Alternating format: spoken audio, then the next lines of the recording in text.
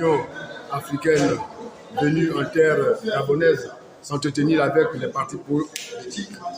Il faut dire que cette réunion avait vocation essentielle de recueillir les avis de la classe politique quant à la gestion du pouvoir par le CETERI.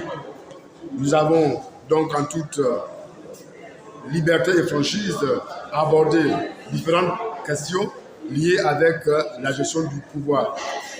Elle nous a posé la question de savoir ce que nous pensions de la façon du CETERI de gérer la chose commune. Et est-ce que nous sommes satisfaits de la gestion justement du pays à l'heure actuelle?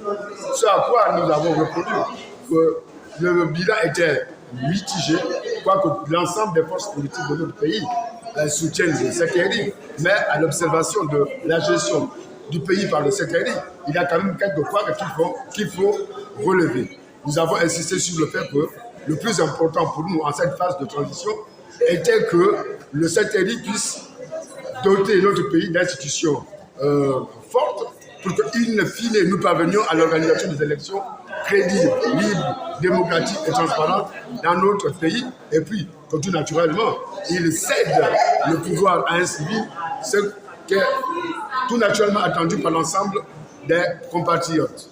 Une imminente du dialogue national a aussi été abordée au cours de cet échange. Nous avons, quand je dis nous, les partis politiques, relevé le fait que jusqu'à présent, nous ne connaissons pas le format de ce dialogue. Nous ne connaissons pas quels en sont les principaux acteurs, outre le fait que nous sachions que l'archevêque métropolitain Ibaba a été désigné comme président de cette conférence. Mais le reste de l'organisation, ça s'est fait dans une espèce d'opacité. On ne sait pas ce qu'il en retourne exactement. Je crois qu'il est temps pour Madame la ministre des réformes et des institutions puissent nous en dire quelque chose. D'ailleurs, je profite de cette occasion pour vous dire que nous prendrons nos responsabilités en demandant une séance de travail avec elle au fait de nous clarifier sur l'essentiel de l'organisation en cours en rapport avec la tenue du prochain dialogue politique dans notre pays. Les amis du Gabon sont venus pour aider le Gabon à faire en sorte que cette transition se passe sans problème. Et les acteurs politiques, nous sommes venus pour apporter notre soutien au CETERI d'une part, mais surtout demander à nos amis du Gabon d'aider justement les acteurs de la transition à faire en sorte que cette transition puisse aboutir. Dans l'intervention, par exemple, du RPG, nous avons dégagé 3 priorités. La première priorité, c'est la transparence électorale. Tout le monde reconnaîtra qu'au Gabon, le problème de notre pays, c'est le problème politique, lié essentiellement aux élections. Lorsque nous parlons de transparence électorale, il est question ici d'écrire le nouveau code, de refaire la constitution, de refaire le découpage, de donner les cartes nationales d'identité pour qu'aux prochaines élections, tout se passe sans problème.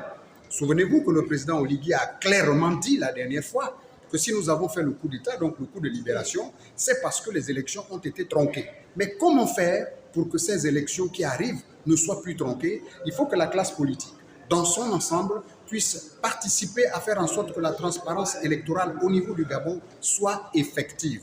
Et la deuxième priorité, nous avons parlé du référendum. Si le référendum doit se passer après la concertation nationale d'avril, il va falloir que le CGE soit mis en place maintenant. Parce que pour aller organiser un référendum, il faut une organisation autour.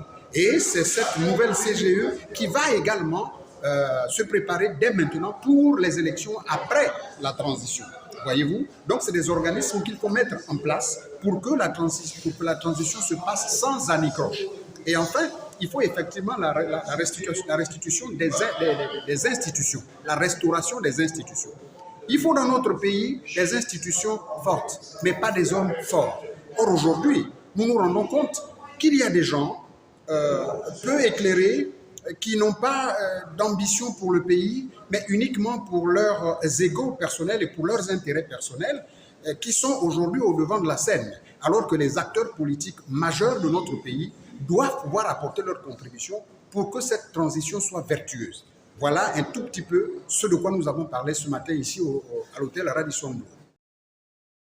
C'est une mission de l'Union africaine qui est ici, une mission de consultation pour apporter de l'assistance technique au Gabon et faire le suivi, par exemple, de la transition. Vous savez que le Gabon avait été suspendu des instances de l'Union africaine, donc la CEAC, etc. Cela ne voudrait pas dire que le Gabon était exclu, vous comprenez? Donc, et comme les coups d'État ne sont pas conformes à l'esprit et à la lettre de l'Union africaine, c'est-à-dire des principes de l'Union africaine, c'est l'une des raisons pour lesquelles le Gabon a été suspendu. Bon, maintenant, comme c'était un coup de vertueux, moi je l'appelle un coup vertueux, il n'y a pas eu d'effusion de sang, il y a eu plutôt de l'apothéose, donc de l'adhésion populaire autour de cette question, et cette question qui rassemble le Gabon.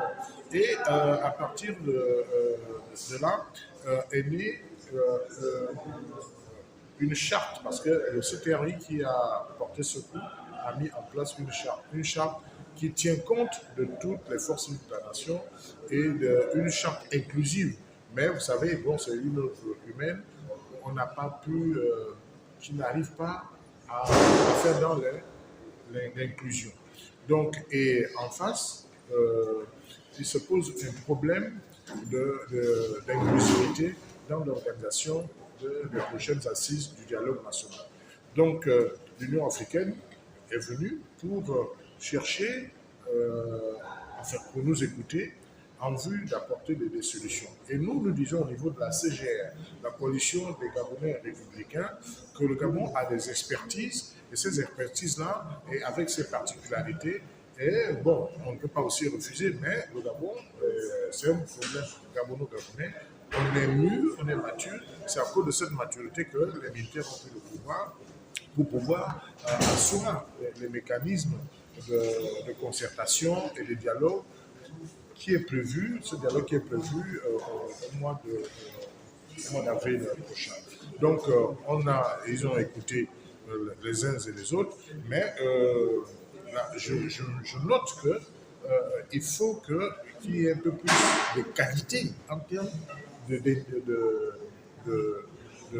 d'intervenants, un peu plus de qualité, de représentativité au niveau des acteurs qui participent à ce type de concertation et de rencontres. Parce que le Gabon, ce n'est pas ce que j'ai vu dans la salle, le Gabon, c'est autre chose. Parce qu'il faut reconnaître que la transition a évolué, a fait évoluer beaucoup de choses dans notre pays. La transition a fait des projets de construction et de développement de notre pays.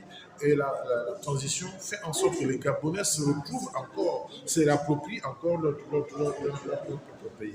Et en plus, nos valeurs sont en train de renaître de leur centre. C'était bien de se retrouver d'abord, les acteurs politiques, ça faisait longtemps. Et bien sûr, comme ils nous l'ont dit, Mme Bitou nous a dit qu'ils étaient là pour nous accompagner dans ce processus de transition. Donc, en effet, on a donné la parole aux différents regroupements et partis politiques et on a pu écouter des choses extraordinaires par rapport à certains comportements. Tout ce que nous pouvons dire, c'est qu'au niveau de la CGR, nous sommes là pour accompagner le CTRI et nous sommes des partis organisés, des gens qui comprennent qu'il y a des enjeux et pour ce nouveau Gabon, nous sommes disponibles. Et bien sûr, au niveau du CTRI, nous attendons ce dialogue inclusif où toute la société gabonaise, les différents partis politiques, la société civile, les jeunes, les femmes vont se retrouver afin de donner de quoi faire aux futures lois, à la future constitution, le code électoral et autres. Mais je crois une chose, pour moi, je peux vous dire une chose. S'il y a quelque chose que j'ai pu retenir, c'est que si les partis politiques, c'est-à-dire les hommes ne changent pas, le Gabon ne pourra pas changer.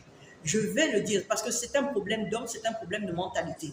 S'il y en a qui n'ont pas compris qu'il y a d'autres, nous sommes dans d'autres paradigmes, je vous dis, on va avoir les mêmes causes qui vont produire les mêmes effets. Le sentiment au sortir de cette rencontre, c'est qu'il y a encore beaucoup à faire. C'est tout ce que j'avais à dire.